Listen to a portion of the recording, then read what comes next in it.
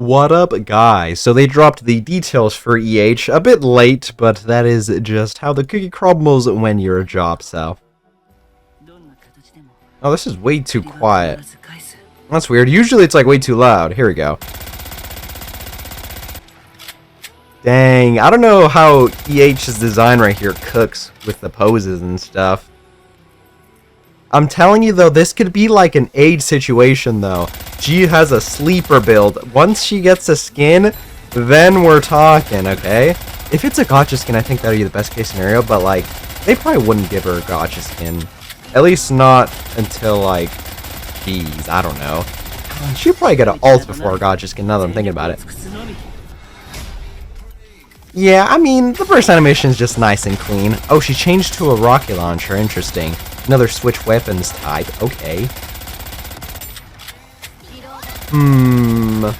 Interesting. We're getting a lot of switch weapon things. What the fuck, dude? I was just saying that I wish there was more switch weapon, like, characters because they look cool. And especially ones that, like, do something cool when they swap, like, weapons for their burst and stuff, but I don't know, we'll see. They have been spamming that. Wait, she's wind too? Okay, attacker burst 3, wind, submachine gun. This looks normal amounts of shots and stuff. Yeah, everything looks normal here. Alright, skill 1. Homemade magazine. Activates when obtaining 10 scraps while having fewer than 4 homemade magazines crafted. Effect self. Crafts magazines out of scraps and gains a buff. So the first effect is remove scraps. And then crafts 1 homemade magazine up to a max of 4. This effect is continuous. Okay, so it doesn't say, like, how many scraps equals 1 magazine? And then, I mean, it just gives you 7.5 continuously attack buff. Oh, times the number of homemade magazines. So, okay, blah, blah, blah. While having fewer than 4 homemade magazines crafted. So the 4 is the max? Oh, wait, yeah, right here, up to a max of 4. But, like, what's the conversion rate? And then, so the max would be what? Times 4? Is it just, like, normal times 4? So it would be what, like 28-ish, 29-ish? Actually, no, it'd be like 30, right? Yeah. Whatever, we'll see. Anyway, skill 2, Scrap Hunt. So, gains a buff when attaining scrap. Effect 1 activates at the start of a battle. Scrap 10 continuously. Up to a max of 10. Okay, so she starts off with enough scrap to make 1 magazine, I imagine? Yeah, because this was when obtaining 10 scraps. So 10 equals 1 magazine, I'm imagining. Let's see, blah blah blah. So effect 2 activates when an ally or self destroys a destructible projectile. Scrap 1 continuously. Okay, this is how you get 1 scrap. If you destroy a projectile. And then effect 3, when ally or self destroys enemy parts. Oh, you get 5 scraps, okay. Up to a max of 10. Let's see, effects when an enemy is neutralized, scraps 2 continuously up to a max of 10. And then effect 5, activates when attaining scrap, elemental advantage attack damage, 16% for 15 seconds. In case you don't remember what this means, this is essentially only when she has type advantage against the enemy or boss, so it'd be if she's going against a iron enemy and she gets this like scrap, she'll get this attack book, which kind of limits her, but I mean, this in and itself kind of limits her usability, because to be farming a bunch of scrap, you're going to be either wanting to go against a boss that has a lot of parts, or going against like a campaign stage where you can like kill a bunch of units and get all this stuff up. I guess if the boss spawns like minions, you can have her kill those, and then you'll get some scrap right here. Or I guess also if they shoot a lot of projectiles. The last one that came out, Altria, or whatever, she was weak to iron, though. So she wouldn't be able to take advantage of this elemental attack damage up, but it would be pretty easy to farm her scrap. She has a lot of parts in her, like, little rotations of what she does. Okay, well, this is interesting. I don't really know about this percentages, though. I don't really know how to take these. I just have to wait and see if this is actually, like, nice or not. Anyways, let's see her burst skill, Heavenbound. Regular cooldown. Let's see, yeah, changes the weapons. The charge time is 0.4 seconds, and it deals 61% to final attack. That's a bit low, I suppose. Let's see, final charge damage 250% of damage. Okay, that's interesting. I don't really know what that's supposed to do. Oh, does this have like a thingy? Oh, it's this. So when rocket launchers usually have like right here is like the attack, they add this. I see. Okay, never mind. That makes sense because she swaps to rocket launcher. That makes sense. Max ammo is 1 times the number of homemade magazines. So max that could be 4? Yeah, max 4. So you have 4 shots if you're at max. I mean, you'd have to be farming these scraps though, because you have to get what, like 40? So best case scenario, you'd be like killing a bunch of dudes, or you would be breaking a bunch of parts. But anyways, that lasts for 10 seconds. And when the duration ends, or when all rounds have been fired, you get a 430% attack buff for 10 seconds. Okay, this is pretty big though. But like, she doesn't really get much in the other parts of her kit. Very interesting thing that she does though. But like, another wind unit, bro, we don't need wind attackers. Like, dude, if this was last year before the 0.5 anniversary, I'd be like, okay, nice. This is a decent option. But like, dude, even just from not too long ago, Siren was the anniversary unit for the 0.5 last year. And then, I mean, literally the anniversary as well had Burst 2 be Naruto, who's wind. And then, what's-her-face, Libby was also wind, and she's Burst 3. And then, I mean, we just got, what's-her-face, too. Velvet was also wind. What are we thinking, though, wind-wise?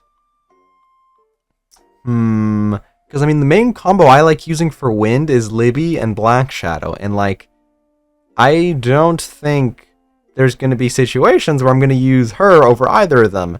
I guess it's just a decent option, though. This could be a decent option, perhaps, for specific solo raids. Because, I mean, let's see. Wind attackers. Let me actually bring this up. I might as well, since I'm just rambling at this point. Alright, so wind attackers. What do you got here? Oh, right, the Evangelion Wave 2. I think those two are pretty decent still. They are limited, though, so, like, it is kind of hard for me to be like, hey, you know, we're cooling on wind units because we got the collab units right here. Because, I mean, chances are people probably don't have them. Yeah, I mean, I guess this isn't the worst. I would have preferred this to be like maybe water or iron. Privity, maybe. Probably iron, though. If this could be like decently around milk level as an iron unit, that would probably be not the worst. I mean, these two I think are also decent, but like collab units, so, you know, and Shizuto, like collab units, so, you know, I don't think we need too much more help for like fire. Yeah, I think fire's got pretty decently things. Maybe electric. Maybe we could get another electric attacker. But yeah, actually, I was thinking about this because I saw the details when I woke up before work, because obviously I wanted to get the burst animation out and whatnot, but I was thinking that I don't think having her be a wind attacker is the best idea, but like, after seeing the tier list, this is actually not the worst. Dang, we have so many collab units that are attackers, man. If you miss out on a collab unit, you kind of just miss out on like a free attacker that is at least useful for like solo raids specifically. Usually I get a lot of value out of like attackers for my solo raids. They're just on like the 3rd and 4th teams. Okay, I guess this isn't the worst though, but I'm kind of curious to just see how her numbers are. Because going off of this, I mean, I'm not really sure how this would take into an effect. But I think that is everything. Nothing too crazy added here. I mean, this is a small, like, thingy. Let's see. By the time this goes up, the maintenance should be done. So, let's see. What time is it for me? Like, 4? Yeah, the maintenance should start in, like, a couple hours. Like, 2, I think, or 3. Let's see. This should be, like, the regular events. It'll just be 2 weeks. And then we can expect the 0.5. Let's see. The 0.5 should be, like, here. So, I mean, we still got a lot of weeks. Let's see, it would be like 1, 2, 3, 3-ish more events before the 0.5 anniversary is what I'm thinking. Yeah, because it should be around here. I'm pretty sure it's the end of April. I didn't double check. I'm just going to go off my feel. But let's see. I mean, this event should be pretty nice, though. This will set up a lot for the anniversary, too, I'm thinking. Let's see. Messages of the remnants of Heavenly Ascension. Ooh. Okay, this will be a good event, I think. I'll probably like this as much as like the what's her face? Oh, what is her name? K event. I like the K event because it had a lot of lore in it. I think this should have a lot of lore in it as well. Okay, yeah, that's pretty nice. Okay, okay. For a small regular event like this will probably be one of my favorites. I'm thinking. I probably shouldn't get my hopes up because usually when I get my hopes up, I get grief. So yeah, what's the worst that could happen? Though, let's gamble. But yeah, anyways. Burst animation was okay. I mean, nothing really to go off of. I don't really like her design in this context. I think this is kind of weird. She has the Annis problem. Annis had like the weird ammo thing right here, but they took it off, and I feel like she does look a bit better. But they like gave her this thing now, which is kind of weird.